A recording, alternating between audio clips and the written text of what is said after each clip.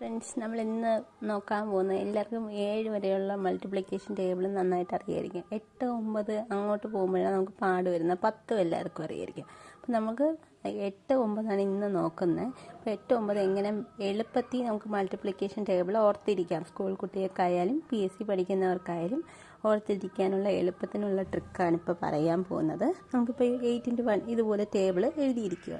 ഇവിടെ നമുക്ക് എങ്ങനെ പോകാം? ഫസ്റ്റ് നമ്മൾ 0, 1 ഇങ്ങനെ എഴുതി പോവുക. 2, 3, 4 ഇവിടെ വരുമ്പോഴത്തേക്കും 5 വരുമ്പോഴത്തേക്കും ഇവിടെ 8ൻ്റെ ടേബിളിൽ മാത്രം 4 വന്നിട്ട് പിന്നെ നമുക്ക് എന്താ ഒന്നുകൂടെ 4 തന്നെ വരിക. പിന്നെ 5, 6, 7, 8 ഇങ്ങനെ വരിക.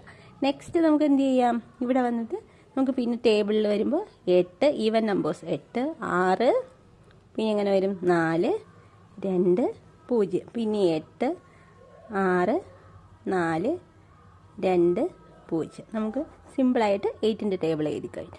ഇനി 9ൻ്റെ ടേബിൾ നമുക്ക് നോക്കാം. സിമ്പിളായിട്ട് അതുപോലെ തന്നെ ഇവിടെ വരുമ്പോൾ നമുക്ക് 0 മുതൽ 9 വരെ താഴോട്ട് എഴുതുക. 2, 3, 4, 5, 6, 7, 8, 9 ഇതുവരെ എഴുതിയിട്ട് തിരിച്ച് നമ്മൾ എന്ത് ചെയ്യണം? തിരിച്ച് 0 മുതൽ അങ്ങോട്ട് പോവുക. 1, 2, 3, 4, 5, 6, 7, 8, 9 കണ്ടോ? അപ്പോൾ നമുക്ക് പെട്ടെന്ന് 8ൻ്റെയും 9ൻ്റെയും മൾട്ടിപ്ലിക്കേഷൻ ടേബിൾ സ്കൂൾ കുട്ടികൾക്കും അല്ലാതെ പഠിക്കുന്നവർക്ക് PSC പഠിക്കുന്നവർക്ക് ഏതൊരു മത്സരാർത്ഥികൾക്കും പഠിക്കാനായിട്ട് നമുക്ക് സിമ്പിളായിട്ട് നോക്കാനാണ് ഈ 2 ടേബിൾ. വീഡിയോ ഇഷ്ടമായെങ്കിൽ ലൈക്ക് ചെയ്യുക, സബ്സ്ക്രൈബ് ചെയ്യുക, ഷെയർ ചെയ്യുക. താങ്ക്